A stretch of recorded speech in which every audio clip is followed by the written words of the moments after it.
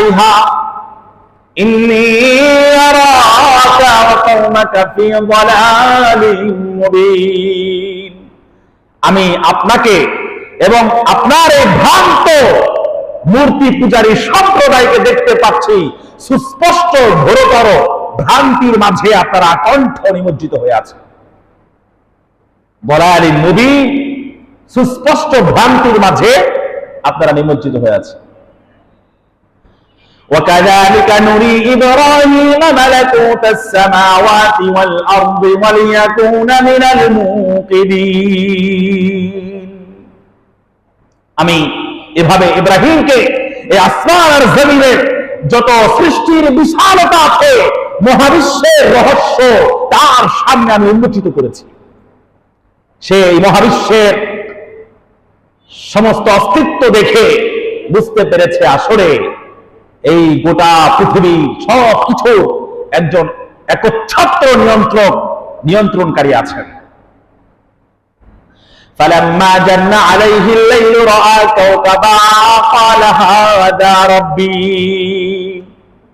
সূর্য দেখে, চন্দ্র দেখে, যখন যেটাকে দেখে মনে করে এইটা যেহেতু এত বড়, এত দূরত্বে অবস্থিত, নিরাপদ দূরত্বে আছে, বোধহয় এটাই আমার রব হতে পারে।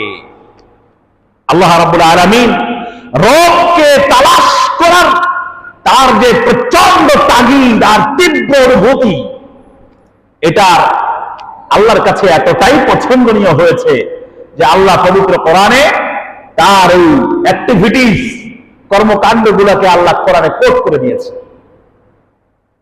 ইব্রাহিম আলাইহিস সালামের রবকে খুঁজে বের করা যে তীব্র তাড়না ছিল, এই তাড়না কি কি ছিল আল্লাহ রাব্বুল আলামিন বলেন পবিত্র কোরআনের সূরা আনআমের ৭৬ নম্বর আয়াত, فلما جن عليه الليل رأى كوكبا قال هذا ربي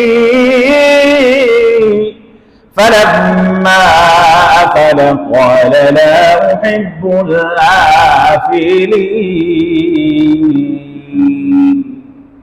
ফালাম্মা জান্না আলাইহিল লাইল, যখন রাতের আধার তার উপরে ছায়াপাত করেছে, রাত তার প্রভাব নিয়ে অমাবস্যার আধার যখন ছড়িয়ে যায়, সেই রাতের নীরবতায়, নিস্তব্ধতায় এবং রাতের আধারের মাঝে যখন সে রাআ কাওকাবা, কাওকাবা মানে হচ্ছে নক্ষত্র, তারকা, স্টার, সে যখন তারকারাজিকে দেখলো, ক্বালা হাযা রাব্বি, এটাই বোধহয় আমার রব।